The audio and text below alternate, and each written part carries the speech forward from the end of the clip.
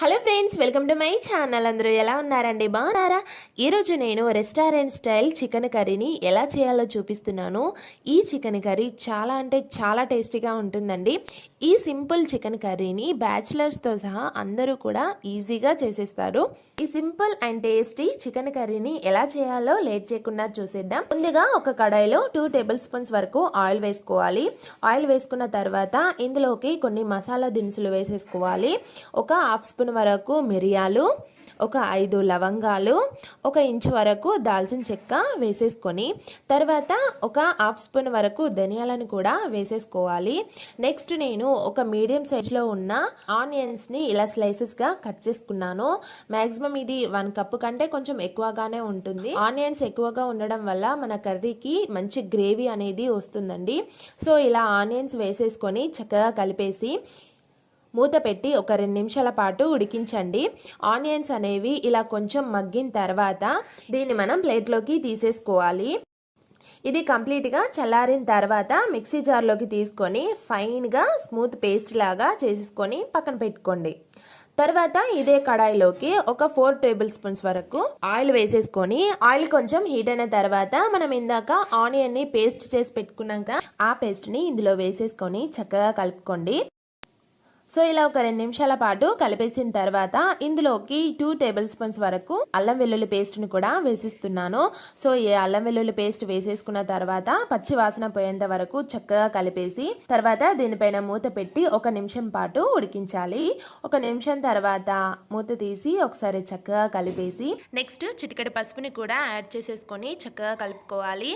తర్వాత 1 కప్ వరకు నేను టమాటా పేస్ట్ని వేసేసుకుంటున్నాను. ఈ టమాటా పేస్ట్ అనేది మీడియం సైజ్ లో ఉన్న టమాటాలని ఇలా పేస్ట్ చేసేసుకున్నాను. మనకు 2 టమాటాలు అయితే సరిపోతుందండి.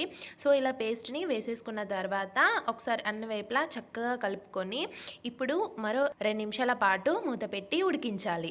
2 నిమిషాల తర్వాత ఇందులోకి 2 స్పూన్స్ వరకు కారం, హాఫ్ స్పూన్ వరకు ధనియాల పొడి, ఇంకా టేస్ట్కి తగ్గట్టుగా సాల్ట్ను కూడా వేసేసుకొని ఒకసారి అన్ని వైపులా చక్కగా కలుపుకోండి. ఇలా అన్ని వైపులా చక్కగా కలిసిన తర్వాత దీనిపైన మూత పెట్టి మీడియం ఫ్లేమ్లో ఉడికించుకోవాలి. 2 నిమిషాల తర్వాత ఒకసారి అన్ని వైపులా ఇలా చక్కగా కలిపేసుకొని తర్వాత ఇందులోకి మనం చికెన్ని యాడ్ చేసేసుకోవాలి. ఇక్కడ నేను చికెన్ అనేది ఒక 1/2 kg వరకు తీసుకున్నానండి.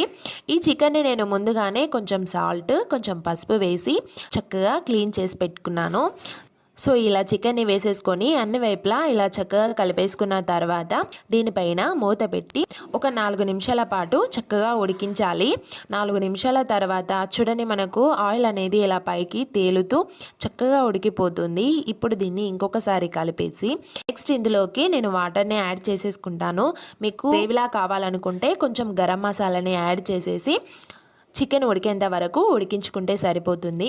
సో నేను కొంచెం సూప్లా చేస్తున్నాను కాబట్టి పేస్ట్ చేసేసుకున్న మిక్సీ జార్లోకి ఒక 1/2 గ్లాస్ వరకు వాటర్ని యాడ్ చేసేసుకొని ఇందులోకి వేసేసుకుంటున్నాను. సో ఇలా వాటర్ని వేసేసుకొని ఒకసారి కలిపేసి నెక్స్ట్ ఇందులో నేను గరం మసాలాని వేసేసుకుంటున్నాను. ఇలా వేసేసుకొని ఒకసారి కలిపేసి లాస్ట్ అండ్ ఫైనల్గా మూత పెట్టి ఒక 5 నిమిషాల పాటు అయితే ఉడికించండి. 5 నిమిషాల తర్వాత మనకు చికెన్ చక్కగా ఉడికిపోవడమే కాక చాలా టేస్టీగా, గ్రేవీ యమ్మీగా చాలా సూపర్గా ప్రిపేర్ అవుతుంది. చాలా బాగుంటుంది. డెఫినెట్లీగా మీరు మీ స్పెషల్ డేస్ అప్పుడు పక్కాగా ట్రై చేయండి. డెఫినెట్లీగా మీకు నచ్చుతుంది. ఈ వీడియో కనుక మీకు నచ్చినట్లయితే లైక్ చేయండి, షేర్ చేయండి, తప్పకుండా మన ఛానల్ని సబ్స్క్రైబ్ చేసుకోండి. Okay, thank you for watching.